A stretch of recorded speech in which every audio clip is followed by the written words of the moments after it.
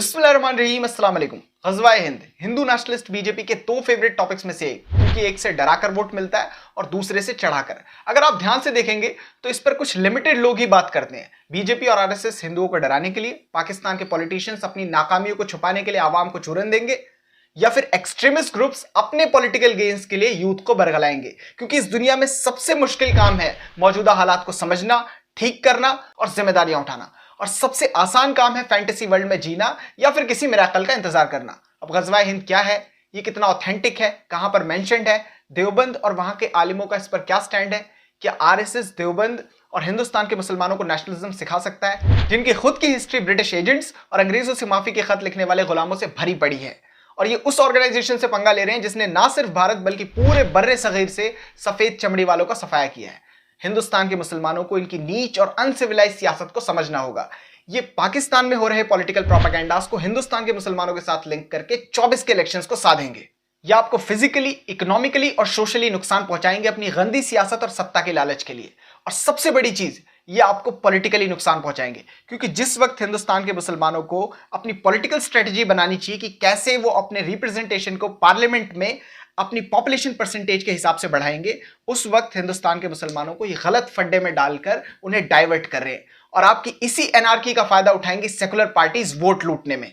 आप बस इतना समझो कि पतला सा रास्ता और दोनों तरफ कीचड़ है, एक तरफ बीजेपी और दूसरी तरफ सो कॉल्ड सेकुलर पार्टीज। इन सारी बातों को एक एक करके समझेंगे, लेकिन उससे पहले माजरा क्या है। साल 2008 में, मतलब आज से लगभग 15-16 साल पहले, देवबंद के दारुल इफ्ता ने एक ऑनलाइन यूजर के सवाल पर अपना रेस्पॉन्स किया। सवाल था कि ग़ज़वा-ए हिंद क्या है और इसकी ऑथेंटिसिटी क्या है। जाहिर सी बात है कि पाकिस्तान में इसको लेकर इतनी बात होती है, इतने झूठ फैलाए जाते हैं, तो लोगों के मन में सवाल है। और वो सवाल किससे करेंगे? इस्लाम के जानकारों से, जो कुरान, हदीस और फिक़्ह को जानते हैं। तो उन्होंने सवाल किया और दारुल इफ्ता ने इस पर जो रिस्पॉन्स किया उसी को लेकर कंट्रोवर्सी है। लेकिन आपको क्रोनोलॉजी समझनी पड़ेगी। वो कैसी कि इसे ठीक इलेक्शन से 2 महीने पहले लाया गया है और ये सालों पहले की बात है। सिस्टमैटिकली और स्ट्रेटेजिकली ये अपनी चीजों को प्लेस करते हैं। कुतुबुस सित्ता मतलब हदीस की 6 बड़ी किताबें, उनमें से एक किताब है सुनन अल सुगरा, जिसे लिखा है इमाम निसाई रहमतुल्लाह अलैह ने, इसीलिए इसे सुनन निसाई भी कहते हैं। उसमें हदीस नंबर 3175 है, जिसमें हजरत अबू हुरैरा रज़ियल्लाहु ताला अन्हु से रिवायत है कि सैयदुल अंबिया नबी करीम सल्लल्लाहु अलैहि वसल्लम ने फरमाया कि अल्लाह ने मेरी उम्मत के 2 गिरोहों को पूरी तरह जहन्नुम की आग से पाक कर दिया है। एक वो जो हिंद पर हमला करेगा और दूसरा वो जो ईसा इब्न मरियम के साथ मिलकर दज्जाल के खिलाफ जंग लड़ेगा, यानी एंटी क्राइस्ट के खिलाफ। आगे हजरत अबू हुरैरा रज़ियल्लाहु ताला अन्हु फरमाते हैं, अगर मैं उस वक्त तक जिंदा रहा तो उस जंग में शिरकत करूंगा, अपना जानो माल उसमें लगाऊंगा। अगर जिंदा रहा तो गाजी कहलाऊंगा और अगर मर गया तो शहीद। अब इस बात को देवबंद ने एज इट इज अपने फतवे में एक्सप्लेन कर दिया। अब सवाल उठता है कि इस बात की ऑथेंटिसिटी क्या है, ये कितनी सही है और इसका सही एक्सप्लेनेशन क्या होगा। अब मैंने 2 तरह के स्कॉलर्स को सुना है। एक वो जिसकी बगैर मतलब की वाइट वॉशिंग करके हदीस की जान निकाल रहे हैं, और दूसरे वो जो इसको इतना ज्यादा ग्लोरीफाई कर रहे हैं कि बहुत आसानी के साथ सारे एक्सट्रीमिस्ट ग्रुप्स अपने पॉलिटिकल एजेंडास को चलाने के लिए नौजवानों को बरगला रहे हैं। अब हदीस 3 टाइप्स की होती हैं, सही हदीस, हसन हदीस और ज़ईफ हदीस। जो सबसे पहली हदीस है सही हदीस, ये 100% ठीक है, इसीलिए इसका नाम सही हदीस है। मतलब ये यूनिवर्सली एक्सेप्टेबल है, ये डायरेक्ट चेन के साथ है, इसमें कोई ब्रोकन चेन नहीं है, इसका चेन ऑफ नरेशन बिल्कुल दुरुस्त है। इसे जिन लोगों ने बयान किया है उनके अखलाक और उनकी याददाश्त सब मजबूत थी, इसीलिए इसको सही हदीस बोलते हैं। सेकंड वाली है हसन हदीस। अब इसकी वैल्यू सही हदीस जितनी नहीं है, लेकिन ये भी यूनिवर्सली एक्सेप्टेबल है, लेकिन यहां पर ब्रोकन चेन या चेन ऑफ नरेशन मल्टीपल हो सकते हैं। और तीसरी है ज़ईफ हदीस। ये शुरू की 2 हदीसों से कमजोर है, ये यूनिवर्सली एक्सेप्टेबल नहीं है, साथ में इसको बयान करने वालों की या तो याददाश्त ठीक नहीं थी या उनके अखलाक पूरी तरह दुरुस्त नहीं थे, इसीलिए इसे ज़ईफ कहा गया है। लेकिन बाज वक्त ये हदीस भी 100% ठीक होती है। और जिस हदीस की हम बात कर रहे हैं ये है हसन कैटेगरी की, मतलब मिड कैटेगरी की, इसीलिए दारुल इफ्ता ने इसे वैसे ही एक्सप्लेन किया। हालांकि चीजें इतनी स्ट्रेट फॉरवर्ड नहीं है, थोड़ी सी कॉम्प्लिकेटेड है। मुझे पर्सनली ऐसा लगता है कि दारुल उलूम देवबंद को थोड़ा और अच्छा एक्सप्लेनेशन देना चाहिए था, लेकिन उन्हें जरूरत महसूस नहीं हुई, और उसका रीजन ये कि इससे पहले देवबंद के बहुत से बड़े आलिमों ने इस तरह की किसी भी इलॉजिकल थ्योरी को रिजेक्ट कर दिया है। मुफ्ती सलमान मंसूरपुरी, अरशद मदनी, महमूद मदनी, ऐसे दर्जनों मौलवियों ने इस तरह की थ्योरी को बेसलेस बताया। और अगर आप देवबंद की हिस्ट्री उठा के देखेंगे तो ये एक नेशनलिस्ट इंस्टीट्यूशन है। यहीं के मौलाना साहब हुसैन अहमद मदनी ने कंपोजिट नेशनलिज्म की थ्योरी दी थी और मोहम्मद अली जिन्ना साहब की टू नेशन थ्योरी को कंप्लीटली रिजेक्ट कर दिया था।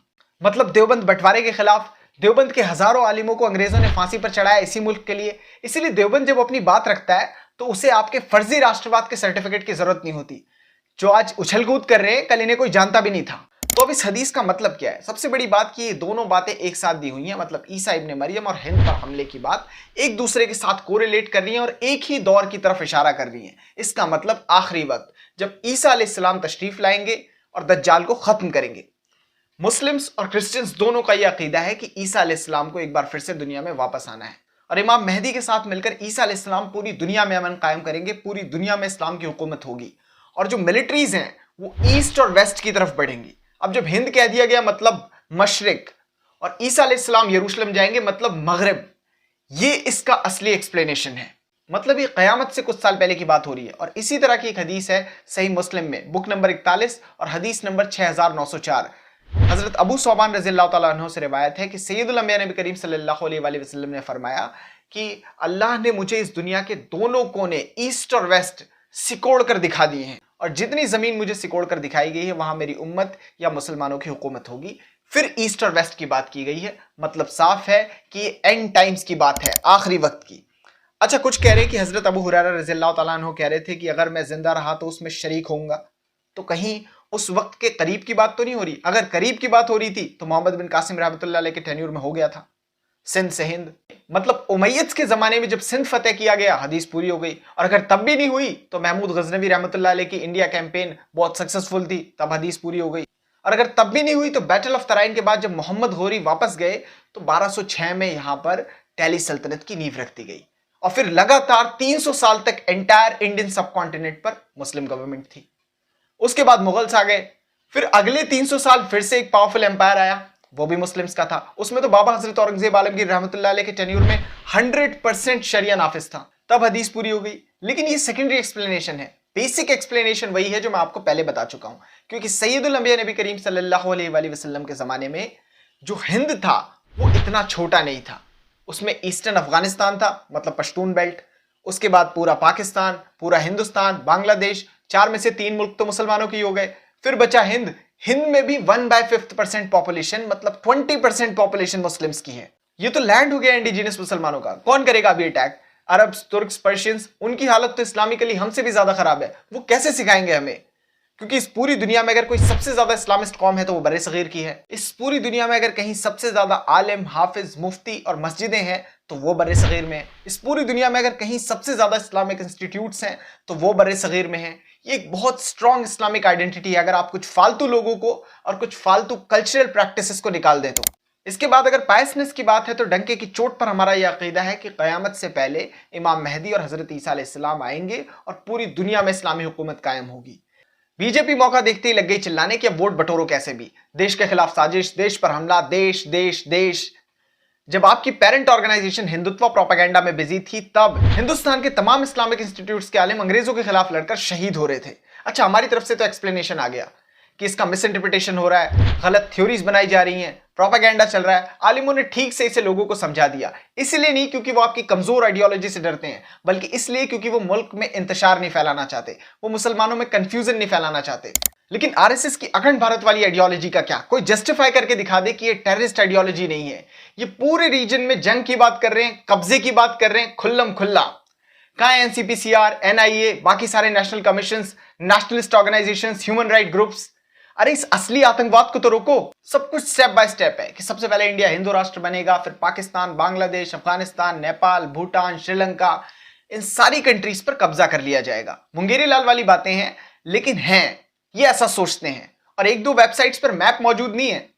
ये एक सीरियस इशू है। ये रैली कर रहे हैं, फंक्शंस ऑर्गेनाइज कर रहे हैं, बुक्स लिख रहे हैं, कुछ के पास तो प्रॉपर प्लानिंग्स हैं कि कैसे कैसे कब्जा किया जाएगा। कुछ 15 साल का प्लान मिस्टर मोहन भागवत के पास भी है कि इतने दिनों में बना के दे देंगे आपको। सिप्री की रिपोर्ट्स पढ़ी कभी मोहन भागवत ने कि कितना असला है पाकिस्तान के पास, कितना असला है हिंदुस्तान के पास, दोनों और कितना खरीदने की तैयारी में है। ग्लोबल फायर पावर इंडेक्स की रैंकिंग क्या है, इस वक्त इंटरनेशनल मिलिट्रीज में दोनों कंट्रीज कहां पर आकर खड़ी होती हैं। इस रीजन को इतना ज्यादा टेंशन वाला क्यों माना जाता है? या फिर कभी अफगान वॉर पड़ी है? दुनिया भर के 38 देश, उनके ख्वाब, उनके हथियार, $2 ट्रिलियन इनको मिट्टी में मिला दिया अफगानों ने। बांग्लादेशी कितनी आइडियल कौम है, अपनी जुबान, खुद मुख्तारी और आजादी को लेकर ये दुनिया जानती है। मैं जानता हूं इन सारी बातों से कुछ होने वाला नहीं है, लेकिन फिर भी ये लोग इस बात को कर रहे हैं और इससे इंतशार फैलता है। इन्हें सुनने वाले लोग आतंकी आइडियोलॉजी डेवलप करते हैं। आपकी जो चाइल्ड ऑर्गेनाइजेशन है ना बीजेपी, वो सालों से सत्ता में है। इनसे कहो कि अखंड भारत की शुरुआत पीओके और सीओके लेकर कर दो। चाइना ने 1962 की वॉर में इंडिया का 38,000 to 40,000 स्क्वायर किलोमीटर लैंड छीन लिया था। उसको लेकर आज तक मिस्टर नेहरू की तनकीद होती है और सबसे ज्यादा कौन चिल्लाता हम सब जानते हैं। लेकिन उसी बीजेपी के टेन्यूर में 2 से 4,000 स्क्वायर किलोमीटर एक बार फिर से कब्जाया गया। इनके बस की नहीं है कि सिर्फ पार्लियामेंट में नाम ले दें चाइना। ये बोल नहीं पा रहे। आरएसएस कब वापस लेगा उस जमीन को, ये मत पूछना, क्योंकि सावरकर सपने में आए थे और वो कह गए हैं कि 15 साल में जमीन आपकी हो जाएगी। इंडिया ने भूटान की सिक्योरिटी जिम्मेदारी ले रखी है बहुत पहले से। चाइना के साथ उसके डिप्लोमेटिक रिलेशंस तक नहीं थे। और 2017 में आपने सुना होगा कि इंडिया और चाइना की फोर्सेस का थोड़ा बहुत टसल हुआ था डोकलाम के अंदर।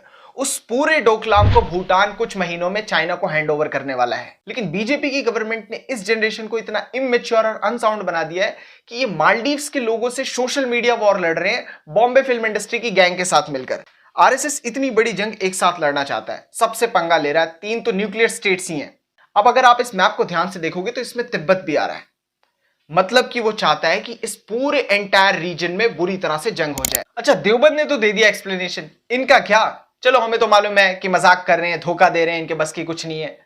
लेकिन जो इन्हें सुन रहा है, इनसे मोटिवेट है, उसे ये सारी बातें नहीं मालूम, वो इनके बहकावे में है। ये प्रोपेगेंडा इंडिया में इतना ज्यादा बढ़ गया है कि एक कॉन्स्टिट्यूशनल पोस्ट पर बैठा आदमी अजय बिस्ट ये सिंध पर कब्जा करने की बात कर रहा है। अच्छा, ये लोग ऐसा क्यों कर रहे हैं? क्योंकि 2 महीने बाद इलेक्शन है और इन्हें अपना हिंदू वोट बैंक कंसोलिडेट करना है, तो उसके लिए एंटी मुस्लिम रंग दिखाना पड़ेगा। मुसलमानों में एनार्की है, कोई कॉन्फिडेंस नहीं, कोई प्लान नहीं, कोई यूनाइटेड मुस्लिम पॉलिटिकल अलायंस नहीं। उन्हें लगता है कि सेकुलर पार्टीज की जीत उनकी जीत है और सेकुलर पार्टीज की हार उनकी हार है। आपको एक बात वाज़ेह तौर पे समझ आ जानी चाहिए कि बीजेपी की हार और जीत आपसे रिलेट नहीं करती कि आप किसी पॉलिटिकल पार्टी को सपोर्ट करेंगे तो वो जीत जाएगी। नहीं, टोटल 100% वोट्स में उन्हें सिर्फ 42% वोट ही चाहिए एक जगह इकट्ठे, तो फिर वो आराम से 320 सीट्स ले आएंगे। और सामने वाली साइड के वोट कई पॉलिटिकल पार्टीज में बटेंगे और मुस्लिम्स के वोट भी कई पॉलिटिकल पार्टीज में बटेंगे। तो अपने बारे में सोचना शुरू कर दो। मुझे पता है 25% लोग बहुत अच्छे हैं, 20% आप हैं, दोनों को मिला के 45% हो गए, इस तरह का कोई हिसाब किताब है। लेकिन ग्राउंड रियलिटी ये है कि इन 25% लोगों की अलग अलग पॉलिटिकल पार्टीज हैं और ये जो 20% मुसलमान हैं ये भी अलग अलग पॉलिटिकल पार्टीज को सपोर्ट करते हैं। तो आप बटे हुए हो गए, बीच में हो गए मिडिलमैन, इधर 42% इकट्ठा। तो इन 42% लोगों को 58% बटी हुए पॉलिटिकल पार्टी या सोच रखने वाले लोगों को शिकस्त देना बहुत आसान है। क्योंकि वेस्टर्न उत्तर प्रदेश में मिस्टर जयंत बीजेपी से जाके मिल गए, कांग्रेस के विधायक खरीदे जा रहे हैं हिमाचल प्रदेश में। कहां चली गई जाट मुस्लिम एकता, यादव मुस्लिम एकता, हिंदू मुस्लिम एकता? देखो, ये सारी चीजें सोशल लेवल पर ठीक है, लेकिन अगर बात सियासत की आएगी तो यहां पर इंटरेस्ट पहले हैं। क्योंकि अगर इंटरेस्ट से पहले एकता आ गई तो कोई एक बलि का बकरा बनेगा और सब जानते हैं कि वो कौन है। बंगाल और केरल के मुसलमानों को छोड़कर पूरे हिंदुस्तान के मुसलमानों के बीच में 24 के इलेक्शंस को लेकर कंफ्यूजन है। मुस्लिम वोट आने वाले टाइम पर बुरी तरह बंटने वाला है। बीजेपी इस बात को अच्छे से जानती है, इसलिए वो और सोर्स लगा रही है कि किस तरह से आपके वोट्स को बांटा जाए।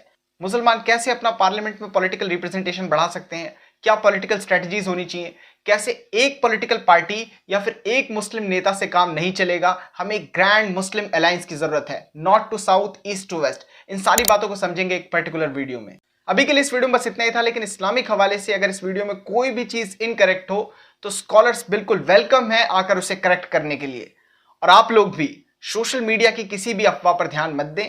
अगर आपको इस्लामिक नॉलेज हासिल करनी है तो पास के किसी बड़े इस्लामिक इंस्टीट्यूट जाएं या वहां पर किसी बड़े आलिम से कंसल्ट करें। इस वीडियो में बस इतना था, वीडियो को शेयर करें। Thank you so much for joining us.